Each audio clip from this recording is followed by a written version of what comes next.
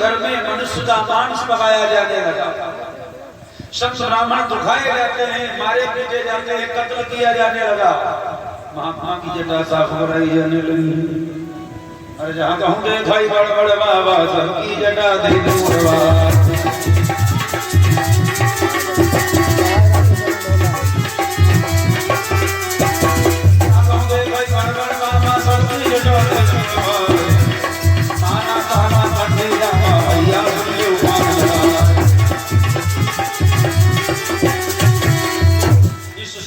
सनातन धर्म ग्रंथ ईंधन के बदले जलते थे।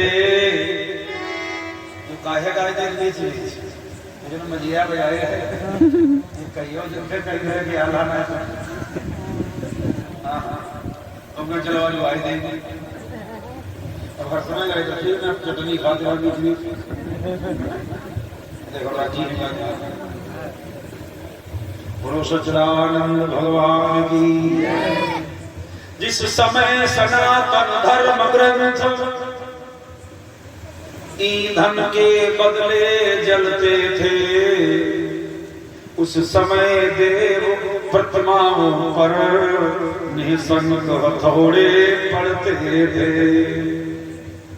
ये अत्याचार हो रहा है। देव मंदिर तोड़े जा रहे, यज्ञशाला फूके जा रहे हैं, अत्याचार बढ़ता जा रहा। तो धेनु रूप धारी गाय माता बनी पृथ्वी मैया। देवता इकट्ठा कर सुमेरु पर्वत पर गोष्ठी कर रहे हैं। कहाँ मिलेंगे भगवान? कभी कभी भक्त का भाव बन जाता है भगवान कहाँ मिलेगा। कोई तो कहता है भगवान क्षीर सागर में, कोई कहता भगवान जंगल में है, तभी तो ऋषि मुनि महात्मा एकांत में पड़े हैं। कहाँ भगवान मिलेगा? नारद जी ने एक बार नारायण जी से पूछा आप कहाँ रहते हो, स्थान बताओ। तो प्रभु ने कहा नारद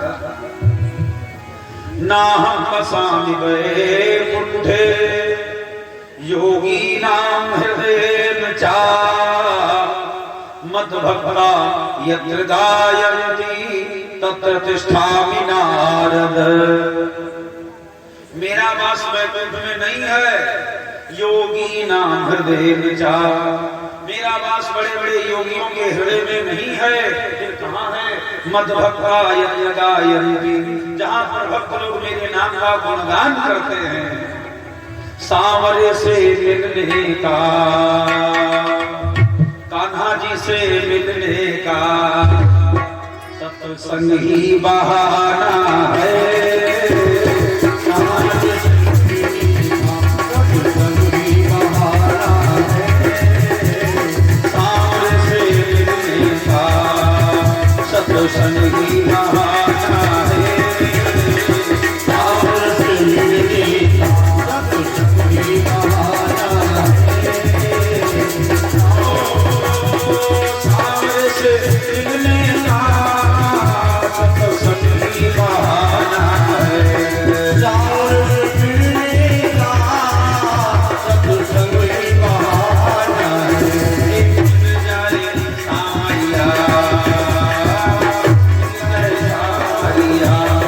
दिल तो दीवाना है।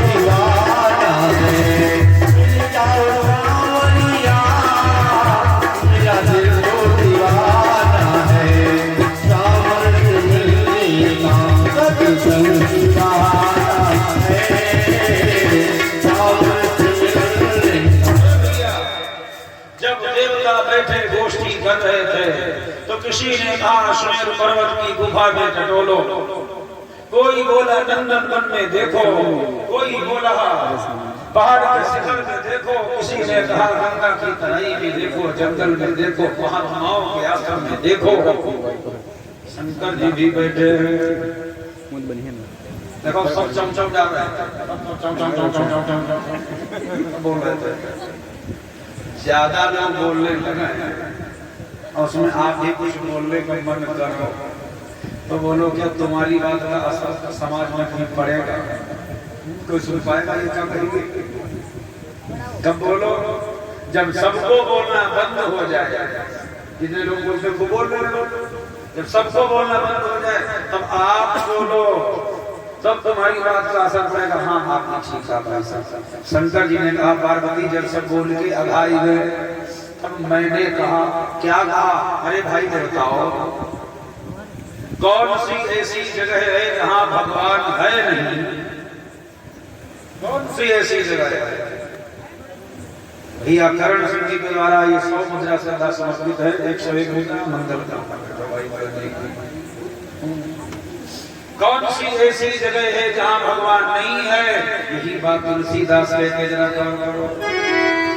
देश काल दिशि विदिशा माही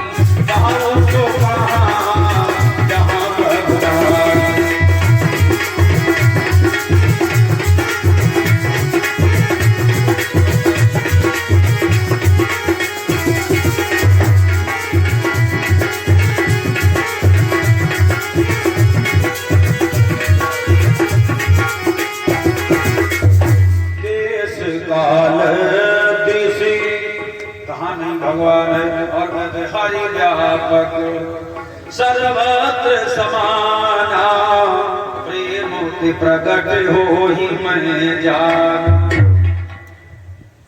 भगवान प्रेम से प्रकट होता है, प्रेम से प्रकट हो ही मैं जाना। तो देवताओं से भगवान जब शंकर बोले तो देवता वही पुकारने लगे, भगवान का स्मरण करने लगे। जय जय सुरनायक जन सुखदायक प्रणत बाल भगवत।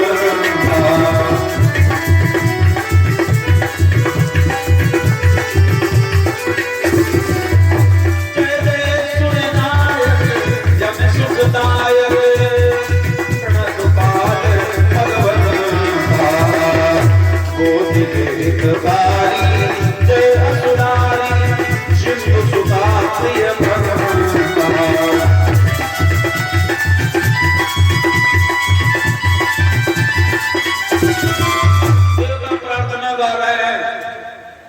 तो आकाशवाणी हुई, देवताओं चिंता न करो, विश्वास धरो धीरज धारो, निश्चर का काल आ रहा है।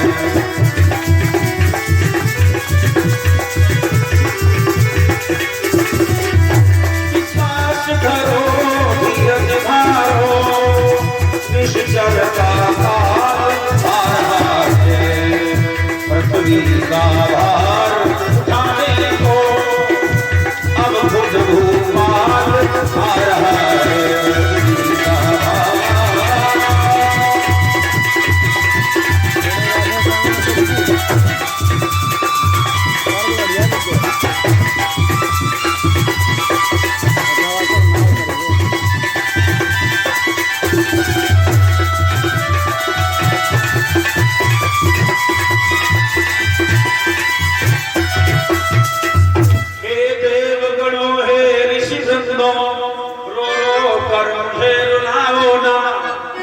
वसुंधरे निश्चित रहो, अब ज्यादा कथा सुनाओ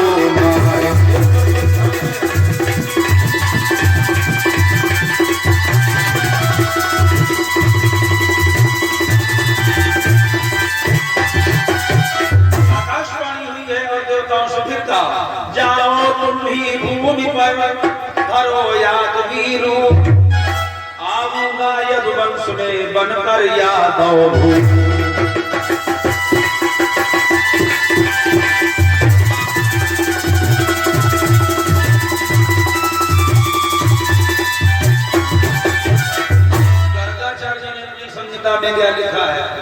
33 कोटि देवता ब्रह्मा विष्णु महेश से सब मिलकर के भगवान का दर्शन करने के लिए बड़े गोलोक पहुंच गए।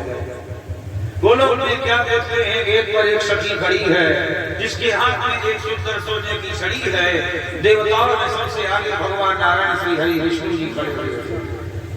ठहरो, कहां से आए हो, कौन हो, परिचय दो। और 33 कोटि देवताओं का पीछे मेला लगा है। भगवान विष्णु जी भयभीत होते हुए बोले, देवी।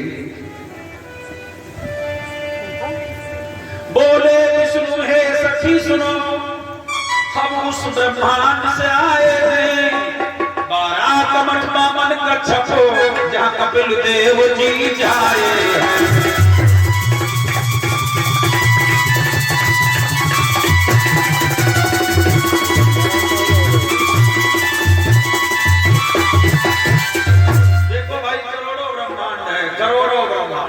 राम जी ने अपनी माता को जो ब्रह्मांड का दर्शन कराया, दिखलावा माता ही निज अद्भुत रूप अखंड, रोम रोम को दिलाके कोटि कोटि ब्रह्मांड करोड़ों ब्रह्मांड। सखी ने कहा, वो लोग में कहां से आए हो, कौन से ब्रह्मांड से आए? और एक ब्रह्मांड की संरचना क्या है? 33 कोटि देवता, 11 रुद्र, 8 वसु, ब्रह्मा विष्णु महेश, 49 पवन, एक ब्रह्मांड में रहते सबसे मंडल सही। कहां से आए हो? निवेदन किया, मैं उस ब्रह्मांड से आया जहाँ भगवान के अंश गए 12 कमठ बामन कच्छप श्री कपिल देव जी जाए। सादर अंदर ले आई तो देवताओं ने क्या देखा, श्री हरि जी की ओर, बाएं कंधे पर धनु ही है। बाया हाथ दुश्मन के लिए होता है। पढ़ते हो जब हनुमान जी के 40 में बजरंगबली की आरती, उसमें साफ स्पष्ट है, बाई भुजा अश्वत्थ तलवार है। बाया हाथ दुश्मन के लिए होता है। बंदूक उठाते हो तो बाया हाथ आगे होता है। धनुष उठाते हो, तीर खींचते बाया आगे, दाया पीछे। बाएं कंधे पर धनु ही है, दाएं मृदु भवन विराज रही।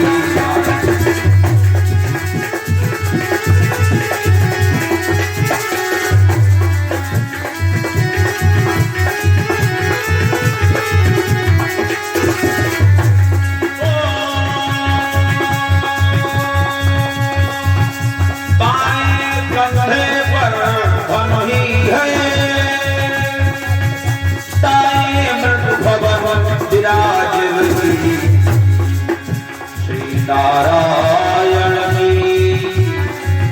श्री नारायण की ओठों पर सीधी धुन मुरली बाज रही।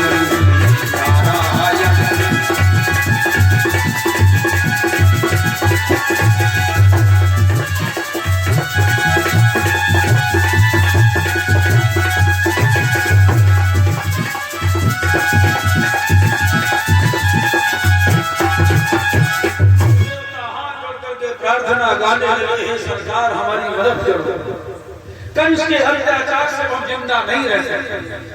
तो प्रभु ने कहा, चलो तुम लोग बन जाओ यादव, तुम्हारा सहयोग करूंगा। और परमात्मा ने वही गोलोक में जमुना जी से कहा, चलो लीला करेंगे। जमुना जी बोली, मैं नहीं जाऊंगा। कन्हैया के समय की माता जमुना जी है। मथुरा में भगवान श्याम सुंदर के समय में 3 चीजें, जमुना जी वही है। इस काली में भगवान बनते थे, जमुना नहीं बने। कन्हैया जी को 8 जनवरी में मनाया जा रहा है। 5122 वर्षवाहे जयंती। इतने दिन पूरे अवतार हो गए। मेरे भगवत कथा प्रेमियों, तो जमुना जी वही। जमुना जी से कहा, चलो। जमुना जी बोली, मुझे क्या लाभ मिलेगा? प्रभु ने कहा, सबसे पहले तुम ही मेरा पैर धो। इस तरह पर जमुना जी आई। गोवर्धन पहाड़ गोलोक में ही रह रहा है। भगवान बोले, चलो। गिरिराज ने कहा, क्या लाभ मिलेगा? श्री नारायण जी ने कहा, पहले हमने राम जी का अवतार बनाया था, तो हर एक पहाड़ पर पैर रख करके मैं लंका गया था। अब की बार मैं तुम्हारी पूजा करूंगा। ये गोवर्धन पहाड़ गोलोक से आया। फिर 84 कोस का जो ब्रजमंडल है, इस ब्रजमंडल से कहा चलो ये जो 84 कोस में गांव है, ब्रजमंडल के नंदगांव गोकुल बरसाना आदि आदि, ये 84 कोस का ब्रजमंडल गोलोक में रहता था। इसीलिए वृंदावन धाम कहा जाता है।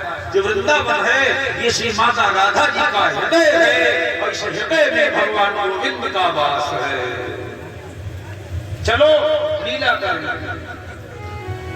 ब्रजमंडल ने कहा क्या लाभ मिलेगा? प्रभु ने कहा हमारी लीला ब्रजधाम के नाम से जानी जाएगी, बहुत आदर करेगा। मेरे भक्तों, तब से श्रीधाम वृंदावन हो गया।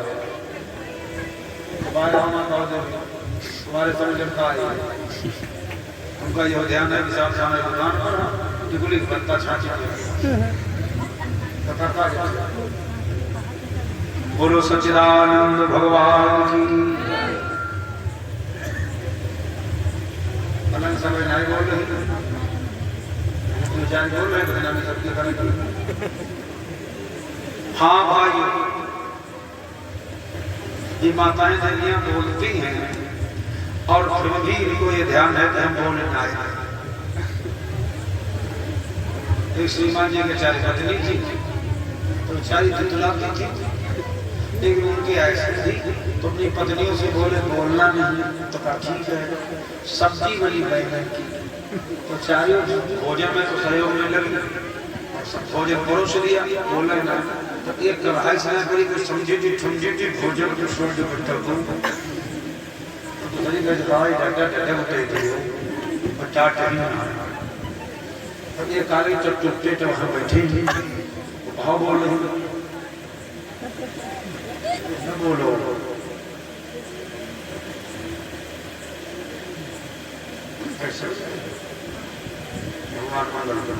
हाँ बंधु मन लगाए सत्संग।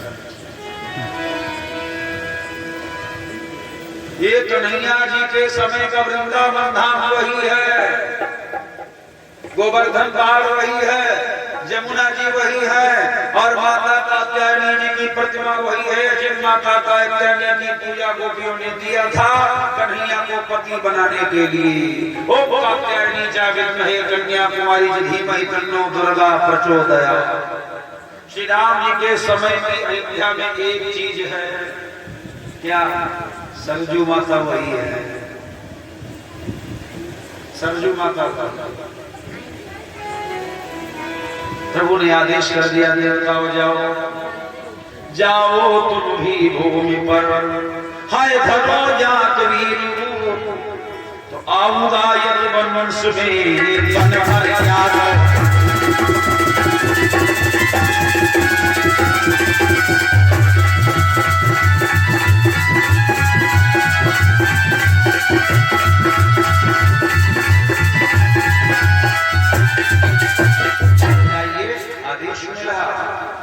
तो भगवान कैसे आ रहे थे? सुखदेव जी कहते परीक्षित से राजा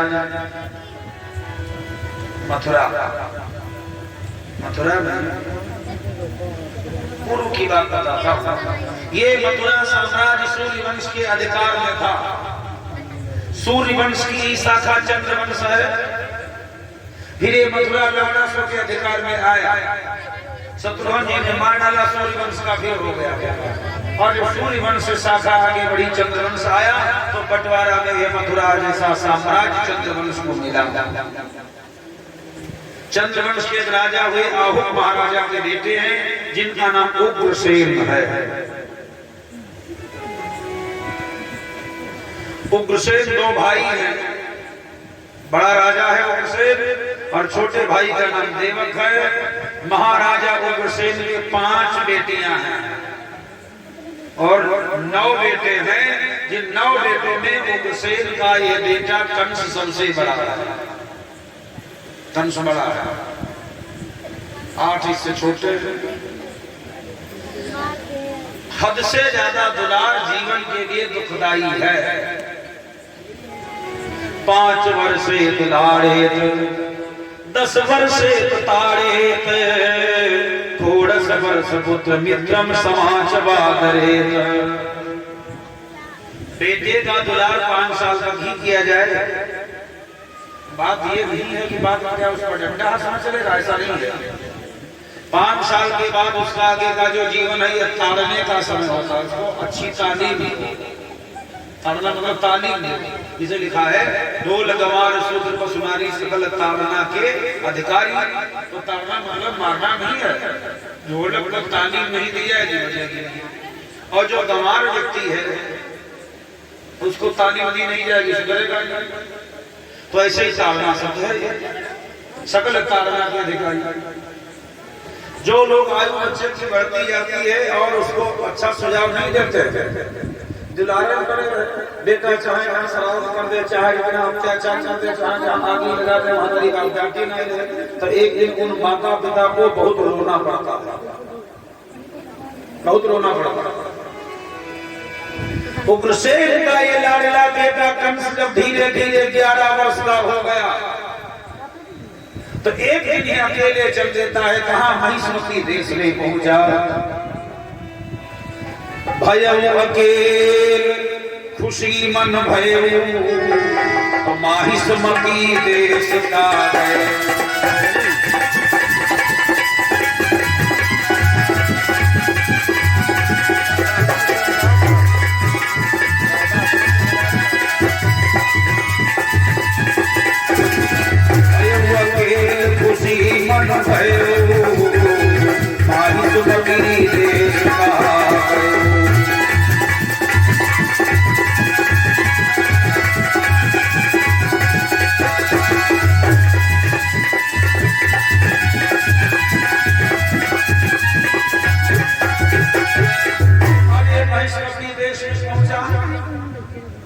जहां का राजा भौमासुर था उस समय क्या बोला।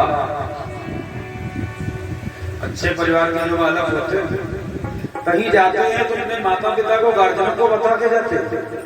नालायक लड़के बता के नहीं जाते। अरे घर से निकल के बाहर जाते तो स्विच ऑफ कर लेते। माता ने कहा तब सब अकेला गया और भौमासुर से बोला, जाकर बोला भौमासुर से आगंतुक का सम्मान करो, जाकर बोला।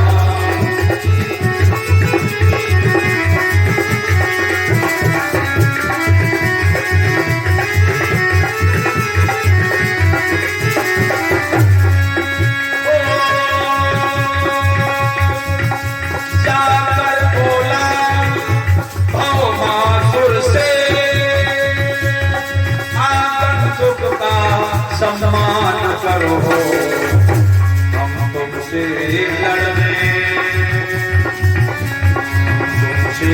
लड़ने आए हैं, तुम हमको युद्ध बना करो।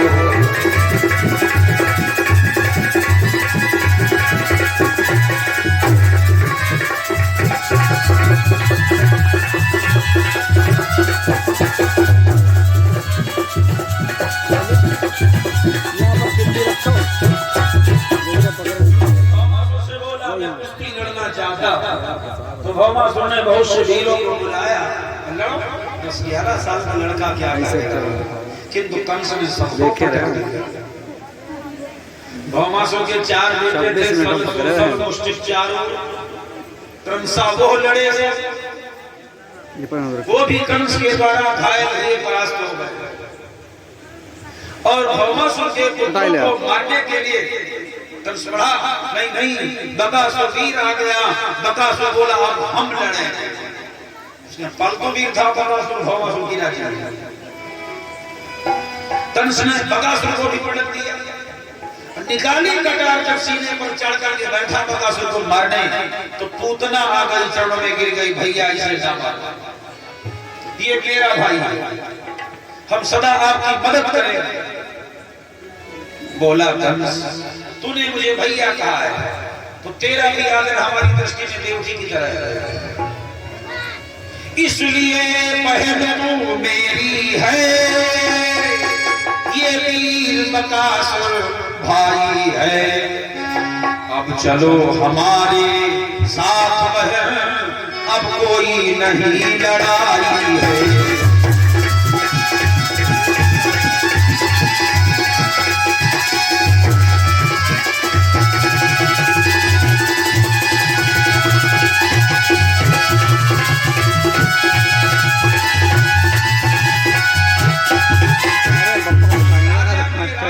विस्तार होता है तो राजा को प्रसन्नता होती, हर्ष बढ़ता है। कंस बांध लाया भौमासुर के चारों पुत्रों को, भौमासुर के राजगृह भी हो गया और पालतू शेर बकासुर को भी ले आया, बंदी बनाकर पूतना को भी ले आया। ये डाइन मथुरा में इस प्रकार से आई है। एक दिन कंस पहुंचा महेंद्र पर्वत पर, भगवान परशुराम जी ध्यान अवस्था में बैठे हुए थे। परशुराम जी के रूप का वर्णन महात्मा तुलसीदास जी ने किया है मानस में। परशुराम जी का वेश किया है।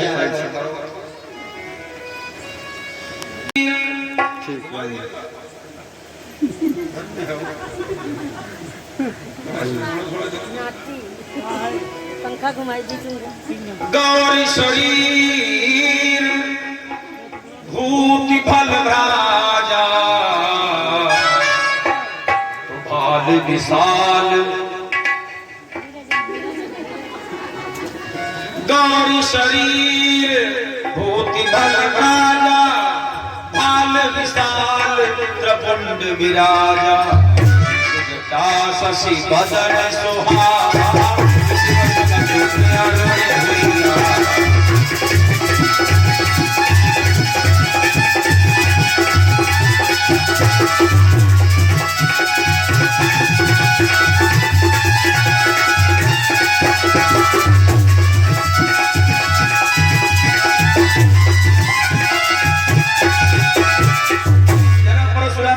समझो गौर शरीर।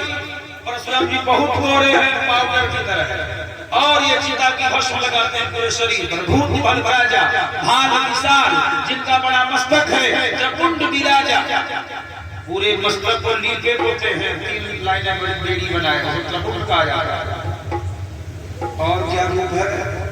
तटिमुनि बसा, कमर में केवल लंगोटी लगाए, तून तुई बांधे। परशुराम जी तुई तरकस बांधे, दोनों कांधे में बांधे। 2 तरकस वही वीर मानता है जिसको दोनों हाथ से बाण चलाने का अभ्यास होता है। दोनों हाथ से बाण चलाएगा वही 2 तरकस मानता है। तून तुई बांधे, धनुषर कर उठा कर कांधे। एक हाथ में धनुष है, एक कंधे पर धनुष है और दूसरे कंधे पर कुल्हाड़ी है, असलहा की एजेंसी है। तब का कौन फेल हो जाए? ये परशुराम जी का रूप है। भ्रकुटी कुटिल नयन विसिलापे, तो सहज चित्तमय मनो रिसात। ये रूप है परशुराम जी का। कंस पहुंच गया तो कंस तो ये वो जान के रहा है, ये वो है मगे बाबा है, ये कमंडल दाने तहसील की हुई है। कंस ये जानता था। कंस वैसे कर रहा है, बोला अरे महात्मा बड़ा जलवा बनाए हो, बाबा बड़ा जलवा बना है। परशुराम जी के नेत्र खुल गए, उठा लिया बरसा। गजब होने वाला है। क्या बोले? देख ले मेरे बल को, नदियां खून की बहाली है। 21 बार इस पृथ्वी से छठाई वीर सुनाई है।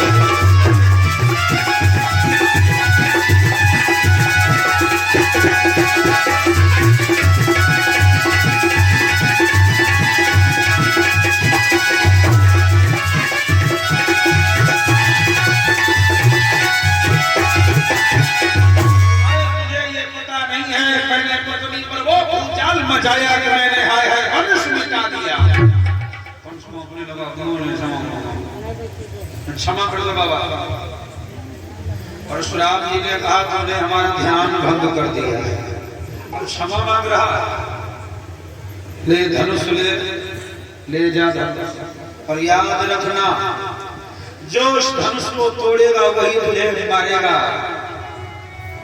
अरे कंस इस धनुष का निश्चय ही वो करेगा तेरा तो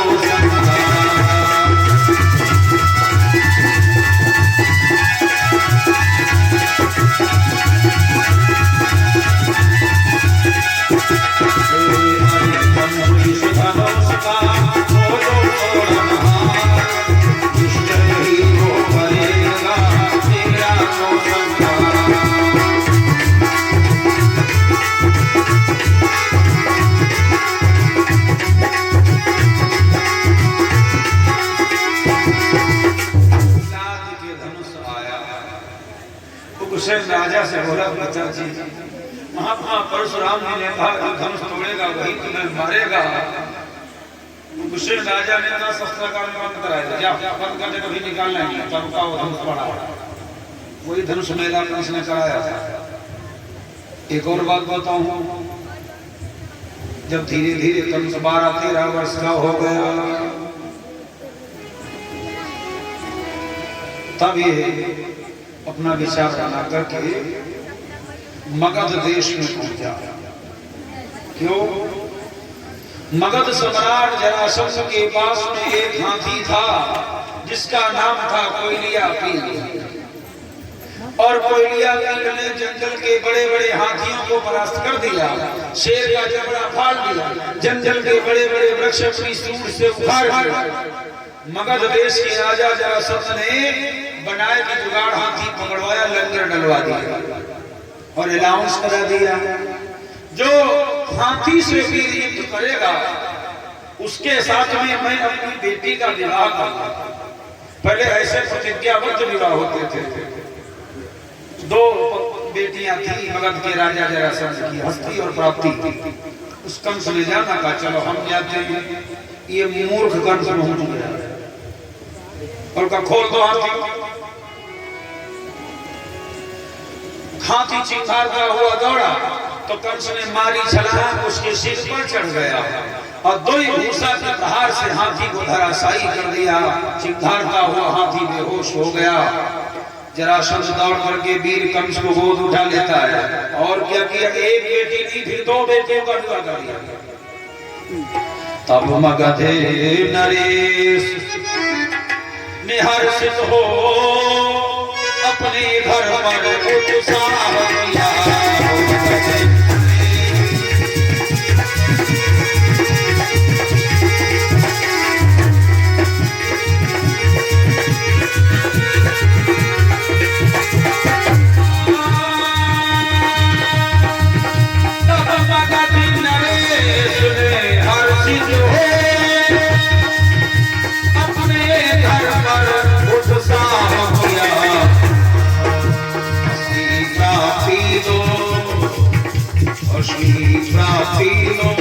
कन्या है फिर कुंवर को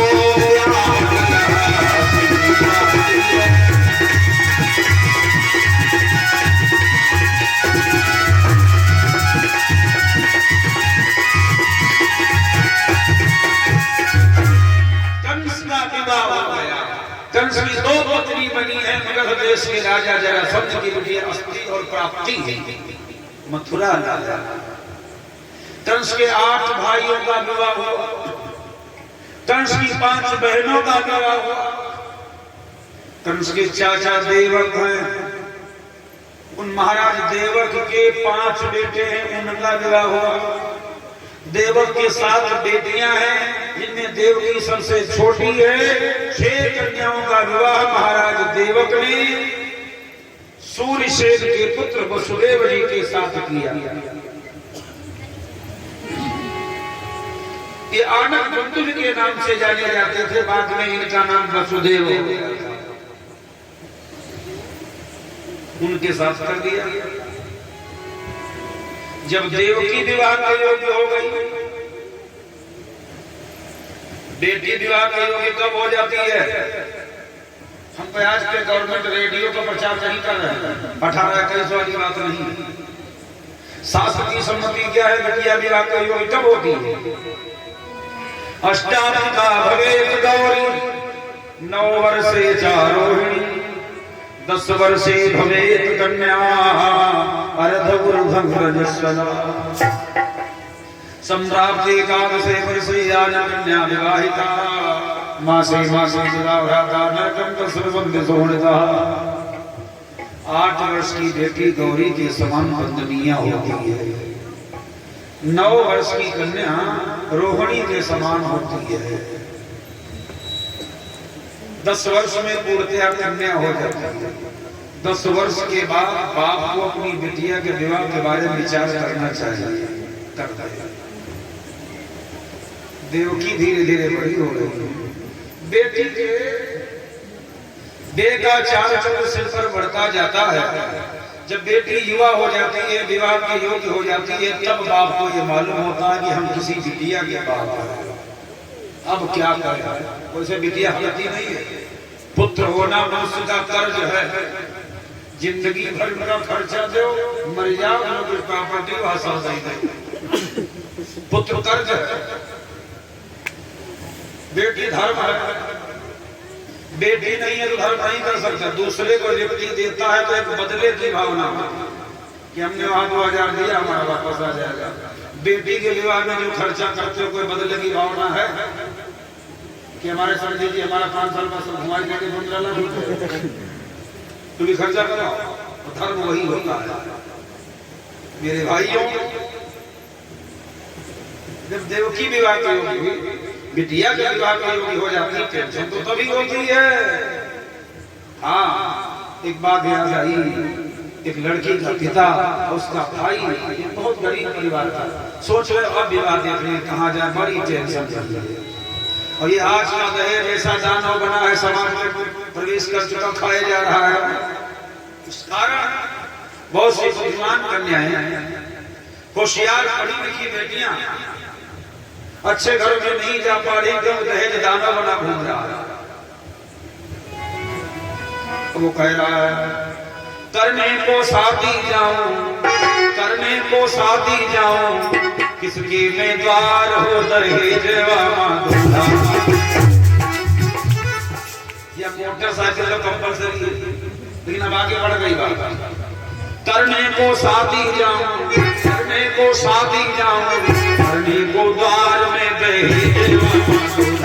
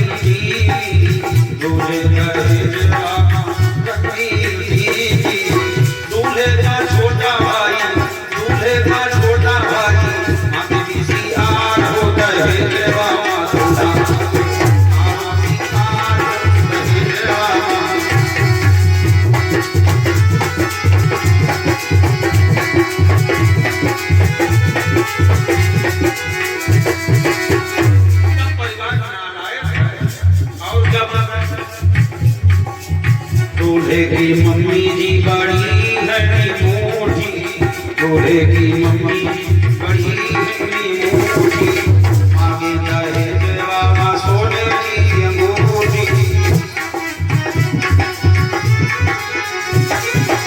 कैसे तू दहेज जब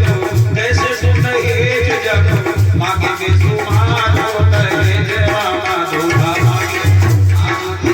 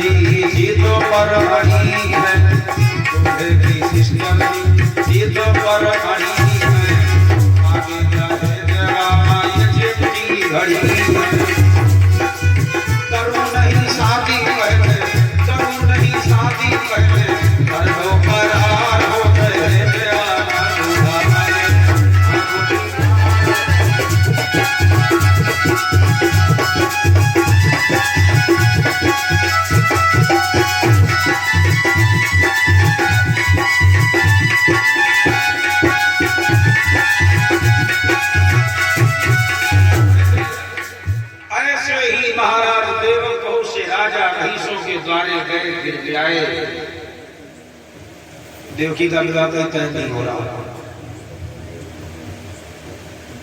बहुत परेशानी हुई। एक गरीब परिवार की कन्या थी, एक और बात याद आई बताओ। उसने कहा अपने बाप से, पापा जब दहेज इतना बढ़ा चल रहा है तो आप हमारा विवाह न करो। बाप ने कहा तेरा जीवन कैसे कटेगा। रो करके बेटी ने कहा पिता अब न करो, हम न जरी गए दहेज बन की अज्ञानमा, हम न। कंस का देवकी से विशुद्ध प्रेम है, कहा का प्रेम भी भाग भाग का है। जब डालडा नहीं चलता था तो भैंस गाय वाले का घी कहते थे, घी कहते थे। और जब से डालडा घी हो गया, पामाइल घी हो गया, रिफाइंड घी हो गया, तब से गाय वाले का शुद्ध देसी घी गाय तब घी तो घरे हुई। ऐसे ही कंसासुर का बहुत अगाध प्रेम अपनी बहन से है। कंस ने कहा चाचा ये विवाह हमारे घर का आखिरी है, निकल जाएगा। बोले सच्चिदानंद देखो का फायदा ले रहे आराम टहल और सुदेव ले बोलो सच्चिदानंद भगवान की। देखो भैया कंस ने कहा चाचा हमारे घर का ये आखिरी विवाह है, ये विवाह मैं अपने सिस्टम से करूंगा। धन हम खर्च करेंगे, कहाँ कितना खर्च करना है। तो देवक ने कहा भैया करोगे तो सब तुम ही लोग, हम तो बूढ़े हैं। वसुदेव जी के पास खबर गई, बारात लेके आ गया। बारात ला, अब बताओ 6 ब्याह कर चुके, 17 का याद रख गया, जेल काटे न करते काहे जेल काटते। ये तो होनी को कोई टाल नहीं सकता है। वसुदेव भैया हमने परसों साल कहा था विवाह करने का मन तब तक हुआ करता है जब तक आदमी टिकठी नहीं कर जाता। वसुदेव बड़ा धूमधाम से बारात लेकर आए। देवकी वसुदेव का विवाह कंस ने बहुत बहुत विधिवत ये उत्सव मनाया। और जानते हो अपनी बहन देवकी को कंस ने दहेज में, सुखदेव जी कहते हैं महाराज 5000 हाथी दिए थे कंसासुर ने, जिनके गले में सोने की जंजीर पड़ी। सोना का भाव हम तो खरीदना है जीवन, जो भी हो जुड़े के मिले के। और फिर सोने की जंजीर हाथी की, हमारी समझ मनुष्यों की अगर जंजीर हो भाव 20-50 होते, हाथी जंजीर तो फिर 400 किलो से कम हुई है। 5000 हाथी कंस ने दिए थे, जिनमें सोने की जंजीर हाथी के गले में पड़ी है। 10,000 रथ दिए थे जिनमें सोने का छत्र है। कंस ने 25,000 कासियां दिया था, अन्न धन हीरा जवाहरात अन्ना पुखराज दिया था। ये मैं झूठ नहीं रहा हूँ, श्रीमद् भागवत में लिखा है। और जब लड़की का विवाह हो जाता है, विदाई होती है, तो चाहे ऐसा निर्दयी हो जो व्यक्ति अपने बाप के मरने में ना रोया हो, अगर भगवान ने उसे बेटी दिया है तो बेटी के विवाह में आंसू जरूर आ जाता है। तो कंस अपनी बहन को भेजने जा रहा, ये परंपरा है भाई, भेजने जाता है, जाना चाहिए। बहन जब रोती भाई समझा देता है। छोटा भाई होता है तो बहन की ससुराल तक चला जाता 2-4 दिन के लिए। बड़ा है तो दरवाजे से थोड़ा जरूर कार के पीछे दौड़ेगा, रोएगा, समझाता है। क्यों? पिता ने इस घर से तुम्हें निकाल दिया है, किंतु हे बहन मैं वचन देता हूँ आजीवन हमारा आना जाना लगा रहेगा, ये संबंध बना रहेगा। और हम वचन देते हैं तुम्हारे घर आएंगे। ये भैया दूज का पर्व, रक्षाबंधन का पर्व क्यों मनाया जाता है? बस यही कारण है कि मेरा भाई आएगा। अब समस्या है कि भाई फुर्सत नहीं जो है घर जाए, बहन को अगर रिश्ता चलाने की जरूरत हो तो भाई के घर जाए, वो तो जाए। रिंकी टिंकी टिंकी पप्पू गुड्डू चिक्कू मुत्तू सबका लाते और जाए। कम अपनी बहन को समझाया, ए बहन तेरे करके हाथ पीले, तेरे करके हाथ पीले, मैंने गंगा नहा लिया। ये हमारे से की जो जिम्मेदारी थी उतर गई। आज बहुत प्रसन्न हूँ और समझा रहा। रथ पर बैठा हुआ है, साथी से बोला किनारे हटो, रथ मैं चलाऊंगा। नगर के बाहर पर बहन को भेजने के लिए मैं जाऊंगा। और जैसे ही बंगला नगर के बाहर रथ होगा तो एक आकाशवाणी हो गई, जिस बहन को तो इतने प्यार से भेजने जा रहा है उसी देवकी का 8वां बालक तेरा काल होगा। कंस देखने लगा कौन है, भूलने वाला कौन है। फिर आकाशवाणी हुई, ओ कंस कंस मत भूल बहुत, ये फूल फूल को मिलाएगा। विश्वास रहे बस यही फूल तुझको धूल में मिलाएगा।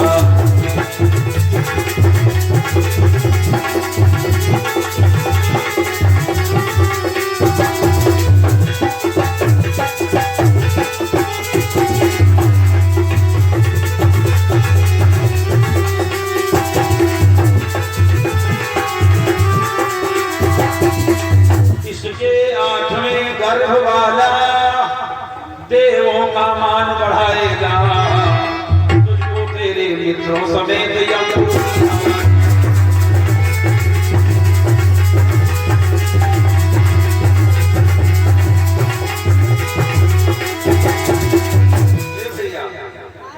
जब आकाशवाणी हो गई, देवकी का 8वां बालक तेरा काल होगा।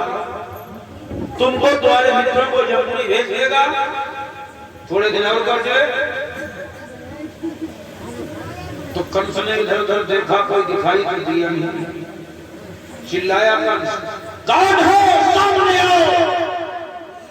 नहीं कोई सामने आया। तो कंस बोला, हमें मारेगा देवकी का बच्चा। निकाली तलवार, मार डालूंगा देवकी। पकड़ करके केश रथ से नीचे फेंक दिया, न रहेगा बांस न निकलेगा रात, मार डालूंगा देवकी को। गरजने लगा। वसुदेव जी ने कहा, हाय गजब, ये कहाँ हो जाएगा। वसुदेव जी जो थोड़ी बड़ी पर से लिया है, हम बनाएगा कि कंस से लिया है।